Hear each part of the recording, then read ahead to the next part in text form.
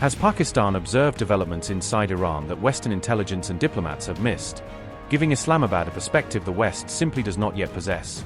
Could Tehran have covertly disclosed its most sensitive secret by routing information or activity through Pakistan, effectively using Islamabad as the channel for a major revelation? What exactly did Pakistani officials convey to America's Secretary of State Rubio, and might that warning contain detail significant enough to alter the strategic calculations of the United States and its allies? Pakistan has reportedly alerted Washington that Iran may be on the verge of conducting a nuclear test, a claim that, if true, would raise immediate regional and global alarm.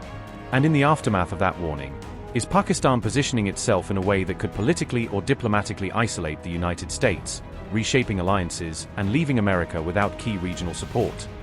Former intelligence analyst Larry Johnson has publicly asserted that Iran is approaching a point at which it may formally declare itself a nuclear power, a development he says could upend regional stability and global non-proliferation efforts.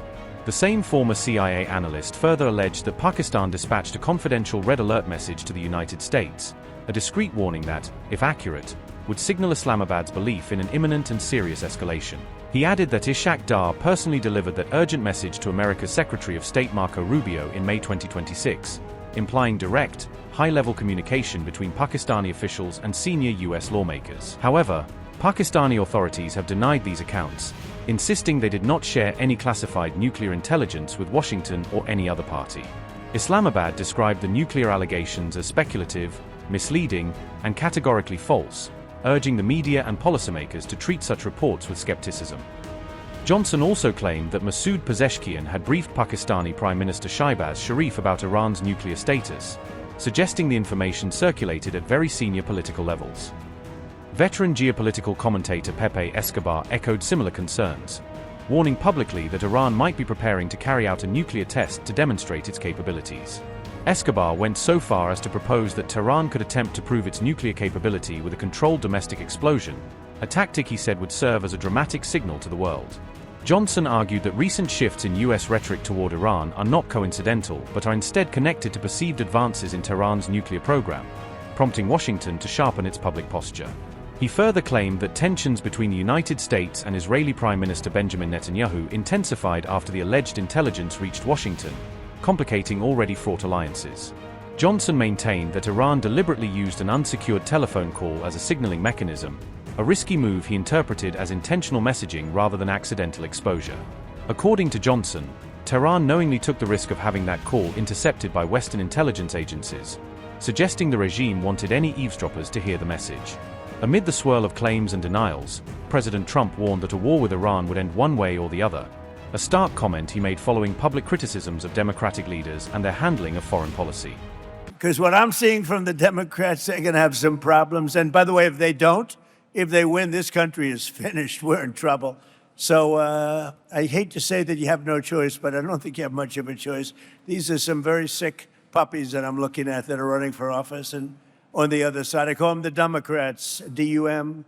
You take out the B. A lot of people don't know dumb has a B. You take out the B, and you change the E, you put the U, and you have a Democrat. But their policy is just outstandingly bad, and it's really bad for the farmer because we were having record stuff, and then we had to put out a fire. We had to extinguish a nuclear weapon, a capable nuclear. This was going to be a very capable country that was going to have a massive nuclear presence, and we weren't going to let that happen. Nobody wanted that to happen. And we've largely finished that, you'll see. One way or the other is finished. It's either finished with a piece of paper or finished a more difficult way, although you could say a much easier way. As you know, with Iran, they have no navy. 159 ships in 4 days. Even Ken is impressed by that. 4 days, 159 ships at the bottom of the sea. Not that we like that, but that's the way it is. And the blockade is unbelievable. There's never been a blockade like that. The Navy is, we have the greatest military anywhere in the world. There's never been a military like it. And that's why the midterms are coming up. And I hope you people are really spiritized because we're at a point, we're going to come out of Iran very quickly and it's going to be very strong. One way or the other, whether it's a piece of paper or the very tough way, okay? The very tough way is maybe the easier way, but we're going to come out and your fertilizer prices are going to go way down. just like they were 4 months ago. Your fertilizer's down, your energy's down, your oil, your gas is all coming way down. And frankly, I thought it would go much higher than it did. I thought, frankly, that gasoline would be much higher than it was. I was in Iowa, another place I like a lot, and it was just before we started the excursion to Iran. And we passed gas stations. It was $1.85 a gallon. And we're going to get them down to those numbers again very quickly. But as they say in the farming business, we had to take care of business.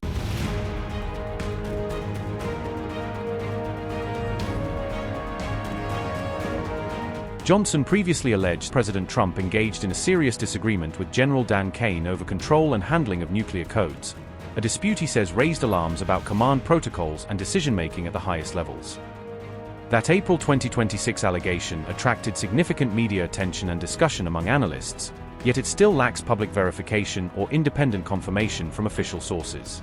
Legal commentator Andrew Napolitano reached out for clarity and sought confirmation directly from Iranian advisor Mohammad Marandi, attempting to corroborate the details behind the disputed reports. Marandi responded cautiously, neither confirming nor denying the existence of the alleged phone call, leaving key questions about its authenticity and content unresolved. He observed that, in theory, Mujtaba Khamenei could influence or even alter Iran's nuclear doctrine if political or clerical dynamics shifted, though such a change would not be simple or automatic. Marandi emphasized that there is currently no concrete evidence indicating any official policy change coming out of Tehran regarding nuclear strategy or doctrine. Iran has long pointed to a religious fatwa condemning weapons of mass destruction as a foundational justification for its stated refusal to pursue nuclear arms. Marandi stressed that, despite rumors and speculation, there are no clear signs suggesting Iran has abandoned its publicly stated anti-nuclear weapons stance or the religious rulings that underpin it.